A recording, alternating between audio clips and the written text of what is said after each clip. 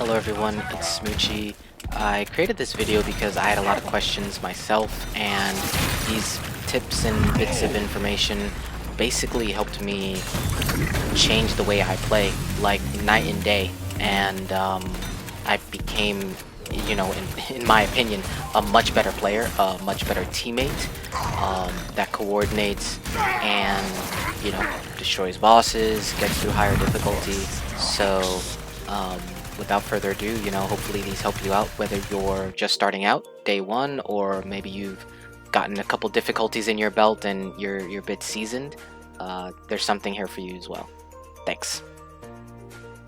Firstly, let's get into guns. So you've noticed by now there are pistols, SMGs, rocket launchers, snipers, etc. Multiple different kinds of guns from multiple different manufacturers. You have the Surge, the Milligrade, Nanotech. You have different kind of types of weapons. What you want to do is you don't want to be using like 3 shotguns. Even if they're different kinds of shotguns, they all share the same ammo pool.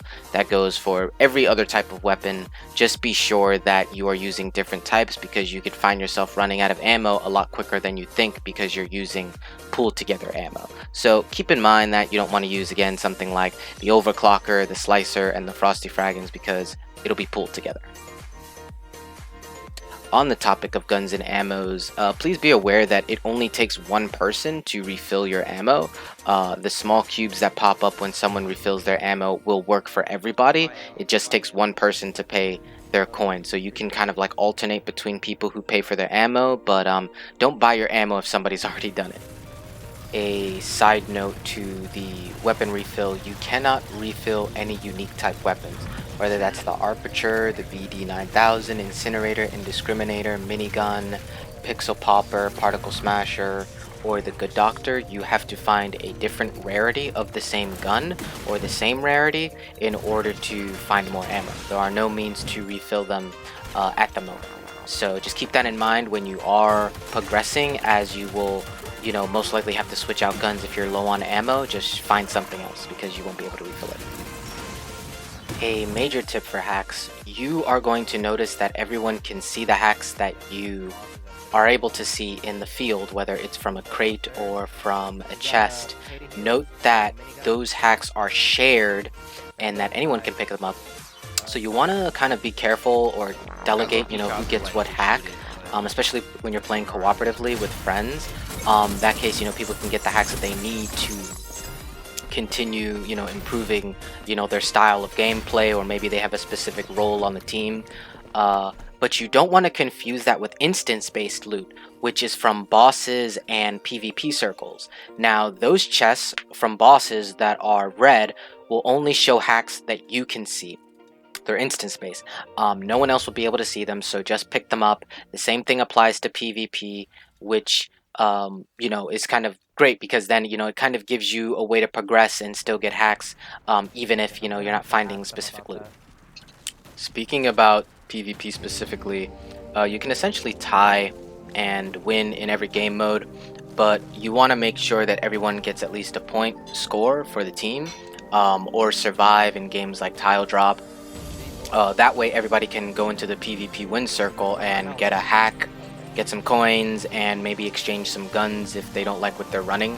I find it very useful early rounds because it allows every player to basically get a hack per checkpoint. I think it's really good if you're starting off early and you don't really have to fight anybody, I think it's kind of good that you can build up your hacks that way. As of right now, you can do this, but that may change in the future. Hopefully it doesn't. And in the spirit of PvP, you can always, fight each other purposefully for the first minute, and then, when it ends, you can tie it up so that, you play for the sportsmanship, but then, you make sure that everybody can get their hack and some coins and guns too. About increasing difficulty, there are a lot of people doing it, but if you're not in a rush, just earn extra score, coins, hacks, and guns. Don't feel pressured to spend your extra coins to just increase the difficulty, which is going to naturally happen when you play the game. You can also slide kind of indefinitely as long as you rotate between the sliding and jumping button. It's pretty cool as you can earn bonus XP for sliding kills, and it also, really looks really cool, so good luck mastering that. The pay to live bubble provides a shield from all incoming damages, so it's a nice little breather if there's a lot going on and you can reset yourself. Note that the surge ability medic drone revives teammates if they're down, but it doesn't provide cover when it's healing you. So one of my final bits and tricks here is going to be the bat.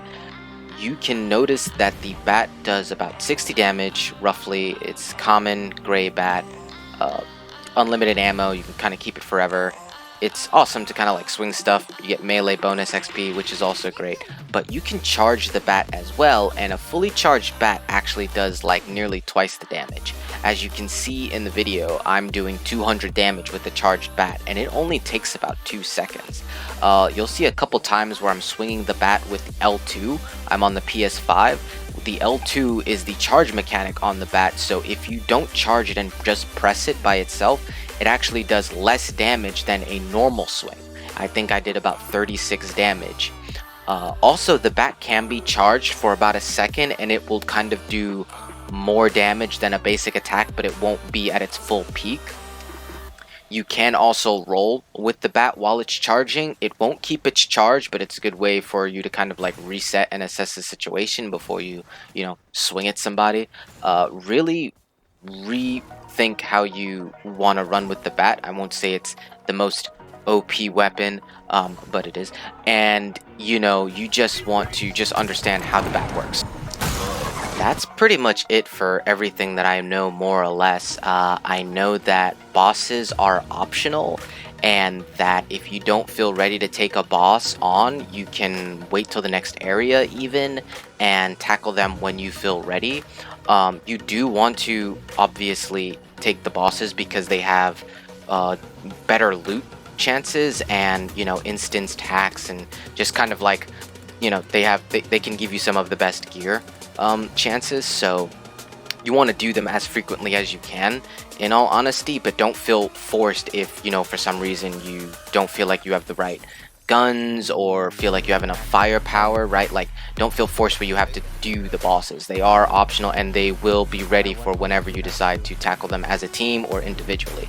Other than that, the hacks in the game have been really interesting for me, building on your character's abilities to like enhance themselves, but I have been trying to mess around with the hacks and understand how they work, the percentages, the returns, and everything like that. And I kind of wanted to make a video for that, but that is like a work in progress because there's a lot of information to take in. But hopefully what I've said so far has helped, and at least maybe if you knew this already, it kind of like solidified your knowledge. I know one of the things that I didn't really understand was the pay to live, for instance. Like, I didn't necessarily look around to see if I was getting shielded. I just assumed I wasn't being aggroed by a mob and it was like somebody else. But I understood through some occurrence that I was like, wait a minute, I'm invincible in here, so that's great. And again, kind of trial and error for me.